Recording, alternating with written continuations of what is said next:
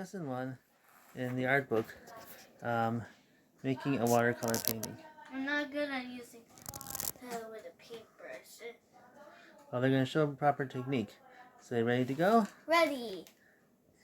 They have here, they're showing you basic watercolor technique. Now, you actually do painting and you've used watercolor before, but going through the lesson, they say have your watercolors and you should use the brush properly.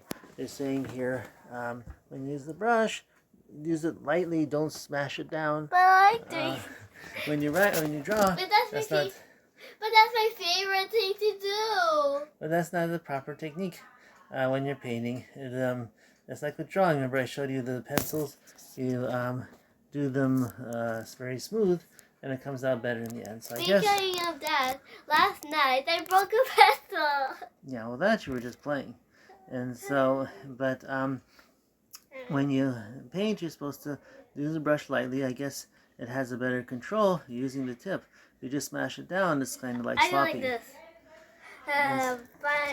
And they're also saying when you get water, you should dip your brush in the water, and you should tap it out on the edge, so it's not too watery. I think you had problem with that a lot when you're doing watercolor. Your brush is full of water, and your colors are very light. So you should tap out the water, so your brush is not too watery. And then they say you mix the colors. You have a space here to mix the colors. You've been mixing colors. You've been doing that before. And they're just saying to have everything set out neatly so you can get to it when you need it. Like the water, they're saying to have the water here because your stuff is here.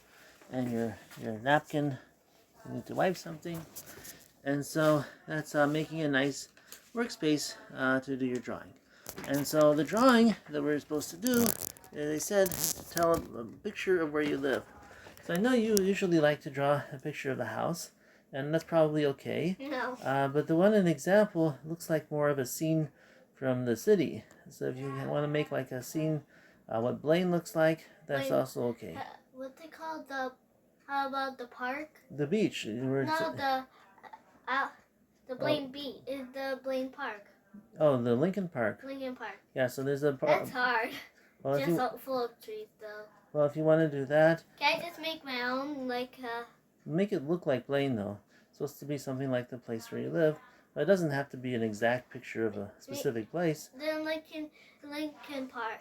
Okay, Lincoln Park is a forest. It's like a old growth forest with a path. As a waterfall. Okay, there's no waterfall, but you can add one. That's your artistic interpretation.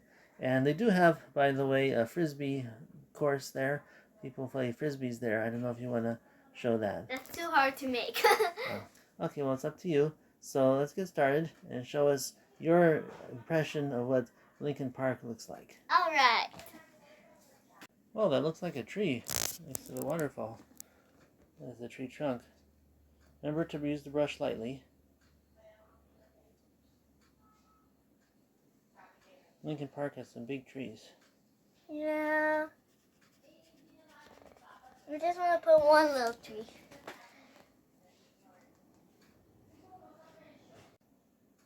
You tap out the water. There's not too much water in your brush. And now you take the paint. Yeah. And brush with a light stroke. A little bit over there. Looks like you still have a lot of water. It's okay.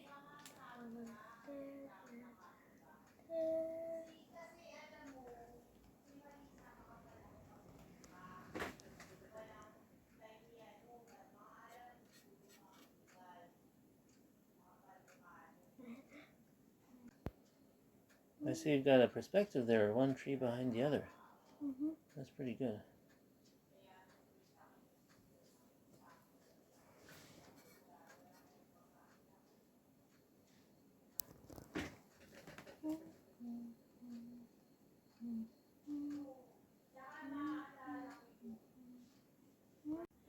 Well, it looks like you pretty much filled up the canvas there.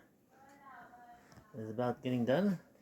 Almost. I just want to add the sunset behind the trees. Oh, that's a nice sunset. Use yellow for that? Yeah. You have to make it strong so it shows up. Right The color. here and right here. Yeah, over there. Now, time for the orange. So the orange goes like over here, and you make it darker. Yeah, you can mix in maybe a little red with the yellow. Now you mix it on the side there, on the plastic. You can mix stuff together. Don't mix it in your paints because then it'll be mess up the color. Yeah, so like put together some red and some yellow, and then you can make it a little darker. Do some red, some yellow. There, huh? And over there. Whoa, you're tired. Why are you so tired? I've been fanning this. You're fanning the picture so to make it dry, so you can hold it up to show the show your picture. Yes. So show it to us. What have you got? I'm trying to make this good, but then it keeps on spilling. So these are trees. There's a tree over here. There's a tree over here. Here there's a different shade of color, and another tree over here. Yeah, you can see the perspective of the different trees because they have different colors. Yeah, you were saying before you were going to put an outline of black, but I told you it's better if you can make them. You see them with just different colors. I wanted to do like that. I remember my sister. She always uses computers, but then she's so good at drawing. She's better than this. She has like tall trees that look like real. Well, these are pretty good. And Nice. what else is going on in there? So there's trees everywhere. There's a waterfall right here. Oh, that's nice. And some grass. And over here, this is a different shade of green because this is a bush. And over here is a part of the bush, like a little... Yeah, the trunk. Yeah, the trunk. Yeah, I see it's dripping there again. You have a lot of water. I think you need to work on using less water. Yes. And over here, you see there's like stuff red and orange. Yeah. Here. Those are sunsets. Oh, because we have some nice sunsets over Lincoln Park. So, do you like the technique of using watercolor for paint? I do, but it's too hard. Oh.